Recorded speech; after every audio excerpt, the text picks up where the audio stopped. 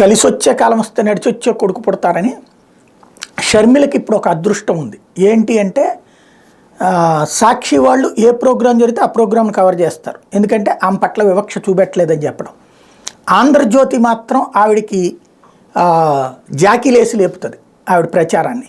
ఎట్లాగా అంటే వెళ్ళి నిన్న కాంగ్రెస్ పార్టీ నాయకులందరితో నాకు మా అన్నకు బాగా గొడవలు వచ్చినాయి, నాకు రాజకీయంగా అవకాశం ఇవ్వట్లేదు మా అన్న, కాబట్టి ఆయన అంతా చూస్తాను, నేను ఆయన గద్దె దించడమే నా లక్ష్యం అని చెప్పేసి వేణుగోపాల్కి తర్వాత వీళ్ళందరికీ చెప్పింది.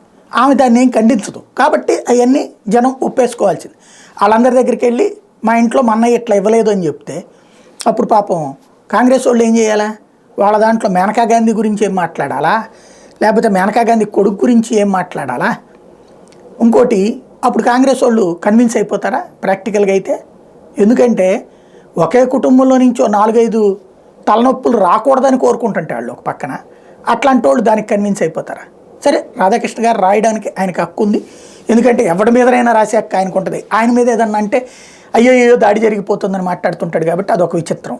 ఇకపోతే షర్మిల ఆవిడ్ని జాకిలేసి లేపితే కాంగ్రెస్ పార్టీ అర్జెంటుగా పుంజుకుపోతుందా?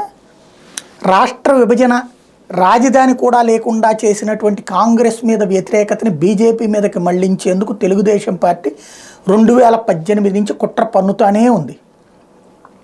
క్రిందసారి ప్రజలు నమ్మారు, ఇప్పుడు మళ్ళీ అదే ప్రక్రియ షర్మిల ద్వారా. ఓ పక్కన చంద్రబాబు నాయుడు బీజేపీతో కలిసి వెళ్ళడానికి ప్రయత్నిస్తుంటే కాంగ్రెస్ని లేపి కాంగ్రెస్ని చంద్రబాబుని కలపాలన్నటువంటిది ఇక్కడ రాధాకృష్ణ గారి ప్రయత్నం.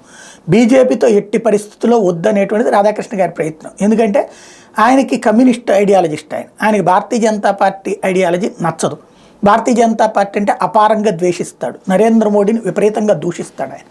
కాబట్టి ఇప్పుడు వాళ్ళు ఒకవేళ ఎప్పుడు బీజేపీని ఆయన కన్విన్స్ అవుతాడంటే నరేంద్ర మోడీ వచ్చి చంద్రబాబు గారి కాళ్ళు పట్టుకుని ఆ ఫోటో రాధాకృష్ణ గారికి పంపించి, అయ్యా నేను తప్పు చేశాను, ఆంధ్రప్రదేశ్ విషయంలో చంద్రబాబు గారే దేవుడు, అసలు ప్రపంచంలో ఆయనకు మించిన విజనరీ లేరు అని కనుక మోడీ గారు చేస్తే అప్పుడు జరుగుతుంది. అంతటి బాబంటే విపరీతమైన ప్రేమ, మోడీ అంటే అపరిమితమైనటువంటి ద్వేషం ఉన్నది ఆయనకి.